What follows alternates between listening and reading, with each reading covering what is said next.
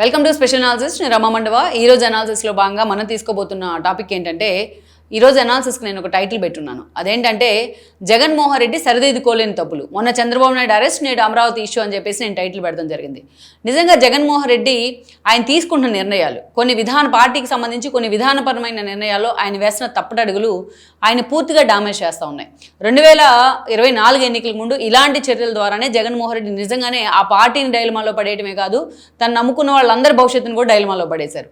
ఈరోజు 11 సీట్లుగా పరిమితమైనా సరే, ఆల్రెడీ 11 సీట్లకు పరిమితమై 2 ఏళ్లుగా వస్తుంది. ఒక ప్రతిపక్ష నేతగా కంటిన్యూ అవుతున్నా సరే, ఆ పార్టీ అధినేత స్థానంలో ఉన్నా సరే, వెనక ముందు ఆలోచించకుండా జగన్మోహన్ రెడ్డి తీసుకున్న నిర్ణయాలు పదే పదే ఆ పార్టీ ప్రస్థానాన్ని కూడా సవాల్ చేస్తూ ఉన్నాయి.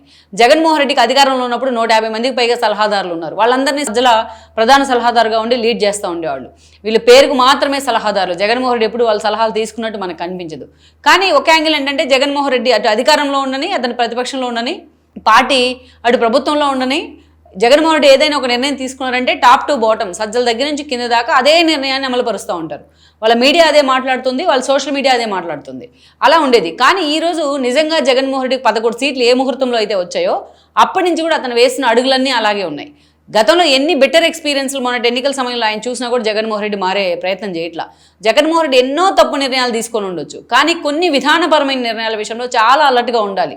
దట్టు ప్రతిపక్షంలో ఉన్నప్పుడు ఇంకా మోర్ అండ్ మోర్ అలర్ట్గా ఉండాలి. ఎందుకంటే అధికారంలో ఉన్న పార్టీ కంటే ప్రతిపక్షం మీదే జనం ఫోకస్ ఎప్పుడూ ఉంటుంది. వీళ్ళు ఎలా మాట్లాడుతూ ఉన్నారు, వీళ్ళు మన ఇష్యూస్ని ఎలా హౌస్లో అసెంబ్లీలో రైజ్ చేస్తూ ఉన్నారు, వీరి పెర్ఫార్మెన్స్ ఎలా ఉందనేది ప్రజలకు ఉన్నంత అంచనా ఎవరికి ఉండదు, పొలిటికల్ పార్టీస్కి ఉండదు. They are very smart than us. So అలాంటి సిచ్యువేషన్లో ఈరోజు జగన్మోహన్ రెడ్డి తీసుకున్న కొన్ని నిర్ణయాలు నిజంగా ఆ పార్టీ భవిష్యత్తుని, అసలు వైఎస్ఆర్సీపీ మనుగడనే ఈరోజు డైలమాలో పడేస్తూ ఉన్నాయి. అలాంటి తప్పులు చాలాసార్లు చేసి ఉండొచ్చు. జగన్ పార్టీ పెట్టిన తర్వాత ఎన్నో తప్పులు చేసుకుంటూ వచ్చారనుకుందాం.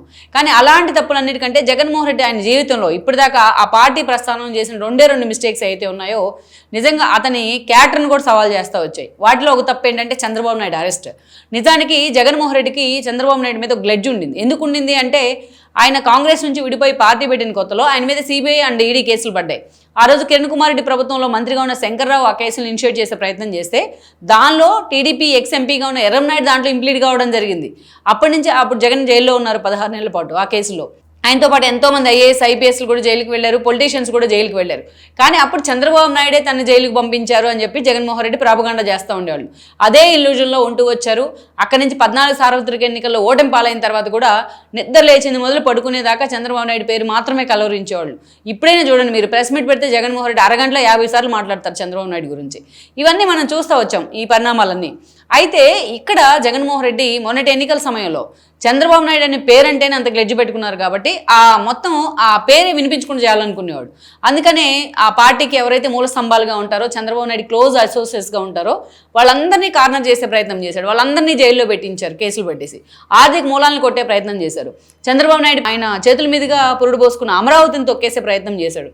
ఆఖరికి ఆయన సామాజిక వర్గాన్ని, చంద్రబాబు నాయుడు సామాజిక వర్గాన్ని కూడా, చంద్రబాబు నాయుడు అదే సామాజిక వర్గం కాబట్టి అదే కమ్మ సామాజిక వర్గాన్ని పూర్తి స్థాయిలో టార్గెట్ చేసే ప్రయత్నం చేసేవాళ్ళు. ఆ పార్టీలో ఆ సామాజిక వర్గానికి చెందిన నేతలందరినీ కూడా టార్గెట్ చేసేవాళ్ళు జగన్మోహన్ రెడ్డి. ఇలా చంద్రబాబు నాయుడు నాశనం ఒక్కటే నా ధ్యేయం అన్నట్టుగా పనిచేస్తూ వచ్చారు. ఎన్ని చేసినా టీడీపీ వశం చేసుకోలేకపోయినారు. టీడీపీ చిన్న భిన్నం చేస్తా అనుకున్నారు, కానీ ఆ పునాదులు కదిలించలేకపోయారు. దట్టు లోకేష్ యోగళం పాదయాత్ర ఆ పార్టీని మళ్ళా తలెత్తుకొని నిలబడేలాగా చేసింది. ఇలాంటి సమయంలో ఎలాగైనా చంద్రబాబు నాయుడిని అరెస్ట్ చేయాలని అనుకున్న జగన్మోహన్ రెడ్డి కోరిక ఆ రోజు నిజంగానే గంగవెర్రులు ఎత్తిపోయారు ఆయన అరెస్ట్ చేయాలనే విషయంలో. ఆ రోజు కూడా ఆ పార్టీలో సీనియర్ చాలా మంది వారించారు. ఈవెన్ బాలినేని శ్రీనివాస్ రెడ్డి తన మంత్రి పదవి కూడా ఊడిపోయింది అప్పటికి. అయినా సరే బాలినేని వార్న్ చేశారు, మీరు అలాంటి పనులు చేయొద్దు అని చెప్పేసి. ఒక్కరు కూడా జగన్మోహన్ రెడ్డి తీసుకున్న నిర్ణయాన్ని బయటకు వచ్చి హర్షించలేదు ఎవరు. ఒక రోజా, ఒక కొడాల నాని, ఒక వంశీ లాంటి వాళ్ళు తప్ప చంద్రబాబు నాయుడు అరెస్ట్ ఎవ్వరూ కూడా ఆ పార్టీ తరఫు నుంచి జగన్మోహన్ రెడ్డికి మద్దతు ఇవ్వలేదు. కేసే లేని చోట కేసు క్రియేట్ చేసి 52 రోజుల పాటు జైల్లో పెట్టే ప్రయత్నం చేశారు. ఆ ఏజ్లో ఒక సుదీర్ఘ రాజకీయ చరిత్ర ఉన్న వ్యక్తిని తీసుకెళ్లి, చిన్న మరకలేదు, వాళ్ళ తల్లి దగ్గర నుంచి వాళ్ళ తండ్రి దాకా 1000 సార్లు కేసులు వేసి ఉంటారు చంద్రబాబు నాయుడు మీద. ఒక్కరు కూడా ప్రూవ్ చేయలేదు ఇప్పటిదాకా.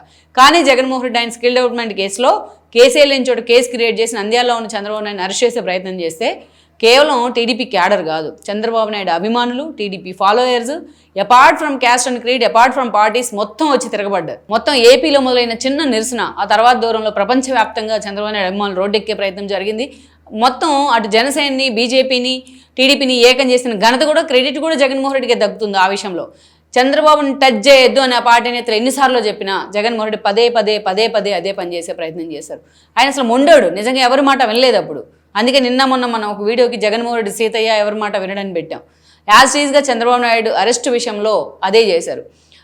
పొలిటికల్ వెండెట్టా వరకు ఓకే, కానీ ఒక వ్యక్తిని సమూలంగా అసలు భూమి మీద లేకుండా చేయాలనుకునే మనస్తత్వం మాత్రం అది వేరే లెవెల్. జగన్మోహన్ రెడ్డి ఆ విషయంలో చంద్రబాబు నాయుడు మీద చూపించిన పగా ప్రతీకారాలు ఆయనకే రివర్స్ అయ్యాయి. ఆయనకే రివోల్ట్ అయ్యి 11 సీట్లకు పరిమితం అయ్యారు. సరే అయిపోయింది. సరే ఈ 20 నెలల కాలంలో ప్రతిపక్ష నేతగా జగన్మోహన్ రెడ్డి ఏం చేశారు అంటే చెప్పుకోవడానికి కూడా పెద్ద ఏమీ లేవు. ఏదైనా ఒక అంశం తీసుకుంటారు, లైక్ మెడికల్ కాలేజెస్ ప్రైవేటీకరణ అంశం. మోడీ దాని వెనక ఉన్నారని తెలిసిన తర్వాత మొత్తం బారాకున్ మాఫ్ అన్నట్టు సైలెంట్ అయిపోతారు. ఇలా ఎన్నో చేశారు జగన్మోహన్ రెడ్డి 20 నెలల కాలంలో. ఏదైతే ఈవీఎంస్ పగలగొట్టిన రామకృష్ణారెడ్డి పిన్నెల్లి దగ్గరికి వెళ్ళి పరామర్శలు చేయడం, పార్టీ ఆఫీస్ తగలబెట్టిన వంశీని వెనకేసుకొని రావడం, ఇట్లా పార్టీ ఆఫీస్ మీద దాడికి వెళ్ళి తలలు పగలగొట్టిన దేవినేని అవినాష్ని పక్కనే పెట్టుకొని తిరగడం, ముఖ్యమంత్రిని బూతులు తిట్టిన అమ్మటి రాంబాబుకి ఆ కుటుంబానికి మద్దతు ఇవ్వడం. సో ఇలా ఆయన ర్యాలీల్లో చనిపోవడం, రక్తాభిషేకాలు, రప్ప డైలాగులు ఇవన్నీ చూస్తాం వచ్చాయి. 20 నెలల కాలంలో జగన్మోహన్ రెడ్డి సాధించింది ఏంటి అంటే ఇదే. పైగా అసెంబ్లీకి వెళ్ళకపోవడం, తాను వెళ్ళకపోగా తన పార్టీ ఎమ్మెల్యేలు కూడా వెళ్ళనివ్వకుండా వాళ్ళని బలిక బగ్రాలం చేయడం, ఇవి ఆయన సాధించిన క్రెడిట్స్. అయితే ఇవన్నీ పక్కన పెడితే జగన్మోహన్ రెడ్డి వీటన్నిటికంటే భయంకరమైన తప్పు ఇప్పుడు దాకా అసెంబ్లీకి వెళ్ళకపోవడం అని అనుకున్నారు అందరూ. కానీ అది కాదు. ఈ రోజు జగన్మోహన్ రెడ్డి కరెక్ట్ గా రాష్ట్ర రాజధాని ఒక సెంటిమెంట్, రాష్ట్రానికి విభజిత ఆంధ్రప్రదేశ్ గా ఏపీ మిగిలింది, అలాంటి రాష్ట్రానికి అమరావతి నిర్ణయిస్తే దాన్ని తొంగలో కలిపే ప్రయత్నం చేశారు. ఈ రోజు మళ్ళా చంద్రబాబు నాయుడు వచ్చిన తర్వాత మోడీని దాంట్లో ఇన్వాల్వ్ చేసి పునర్నిర్మాణంలో భాగస్వామ్యం చేసి అమరావతిని తలెత్తుకునేలాగా చేస్తూ ఉంటే ఆ తీర్మానాన్ని, దానికి ఒక రాజముద్ర పడాలి అని చెప్పి ఆ తీర్మానాన్ని ప్రవేశపెడతా ఉంటే అసెంబ్లీలో ఆ అసెంబ్లీ సమావేశాలు గైర్హాజరవడం ఏమోలో చాలా మందికి ఉంది. జగన్మోహన్ రెడ్డి ఎంత వ్యతిరేకంగా మాట్లాడినా ల్యాండ్ పూలింగ్ గురించో చంద్రబాబు నాయుడు మీద ఉన్న కోపంతోనో, బట్ ఫైనల్గా అమరావతికి మద్దతు ఇస్తారేమో, మొన్నటి ఎన్నికల్లో 11 సీట్లు పరిమితమైన తర్వాత అమరావతి విషయంలో ఆయనకి రియలైజేషన్ వచ్చిందేమో, అందుకే సజ్జలా లాంటి వాళ్ళు అలా మాట్లాడుతున్నారేమో అమరావతిని మేమే కడతామని అని అందరూ అనుకున్నారు. కానీ అందరూ అంచనాలను పటాపంచలు చేస్తూ ఆ తీర్మానం అసెంబ్లీ వేదికగా చర్చ జరుగుతూ ఉన్నప్పుడు జగన్మోహన్ రెడ్డి అసలు ఏపీలోనే లేడు. ఆయన ఎక్కడో వెళ్ళి యలహంకకి పారిపోయాడు ఆయన. ఇది ఆ పార్టీకి సంబంధించిన ఒక విధానపరమైన నిర్ణయం ఉండాలి రాజధాని విషయంలో. రాజధాని ఒకటే ఉంటుంది, 3, 4, 5, 6 తొగ్లక నిర్ణయాల్లాగా. ఇలాంటి సెన్సిటివ్ ఇష్యూస్ లో కూడా జగన్మోహన్ రెడ్డి నిర్ణయం తీసుకోలేకపోవడం, తాను వెళ్ళకపోయినా తన పార్టీ ఎమ్మెల్యేలను పంపించిన ఒక మెసేజ్ ఇచ్చినట్లు అయ్యేది. కానీ అది కూడా చేయలేదు జగన్మోహన్ రెడ్డి. అంటే నిర్వర్ధంగా ఇవాళ ఏం చెప్పారు జగన్మోహన్ రెడ్డి, ఖరాఖండిగా తేల్చి చెప్పారు జగన్మోహన్ రెడ్డి, నేను అమరావతికి వ్యతిరేకం అని. అంటే ఇది జగన్మోహన్ రెడ్డి జీవిత చరిత్రలో ఆయన వ్యక్తిగతంగానే కాదు, ఆయన పార్టీ వ్యక్తిగతం అయితే జగన్మోహన్ రెడ్డి వ్యక్తిగతంగానే తగులుతాయి, లైక్ సిబిఐ ఈడీ కేసులాగా. కానీ ఇది పార్టీ పరమైన నిర్ణయం. జగన్మోహన్ రెడ్డి నమ్ముకొని ఆయన పార్టీ నమ్ముకుని ఉన్న వాళ్ళందరినీ కూడా ఇది ఎఫెక్ట్ చేయబోతా ఉంది. ఈరోజు కూటమికి ఒక అస్త్రాన్ని అందించినట్టు అయింది జగన్మోహన్ రెడ్డి ఈ విషయం ద్వారా. అంటే చంద్రబాబు నాయుడు అరెస్ట్ ఎంత ఎఫెక్ట్ చేసిందో ఆ పార్టీని, ఆ తర్వాత జగన్మోహన్ రెడ్డి చేసిన ఇది మహా తప్పు. ఇది అమరావతి విషయంలో ఇది ఇంకా ఆ పార్టీని ఎఫెక్ట్ చేయబోతా ఉంది. మరి జగన్మోహన్ రెడ్డి ఇంత మొండిగా ఈ విషయంలో ఎందుకు ముందుకెళ్లే ప్రయత్నం చేశారనేది ఆ పార్టీ నేతలు వాపోతూ ఉన్నారు నిజంగా. చాలా మంది, కొంతమందికి నేను ఫోన్ కూడా చేశాను. చాలా మంది జగన్మోహన్ రెడ్డి ఈ విషయంలో తప్పు చేశాడు, చేసిన తప్పును సరిదిద్దుకునే అవకాశం వచ్చినా దిద్దుకునే ప్రయత్నం చేయలేదు అని చెప్పి కొంతమంది మాట్లాడుతూ ఉన్నారు. సో మొత్తానికి ఇలాంటి నిర్ణయాలతోనే జగన్మోహన్ రెడ్డి పార్టీ భవిష్యత్తు ఏంటనే దాని మీద చాలా మందికి ఆయన పక్కన ఉన్న నేతలు కూడా అనుమానం వస్తూ ఉంది ఈరోజు. Like and subscribe R24 Telugu YouTube channel.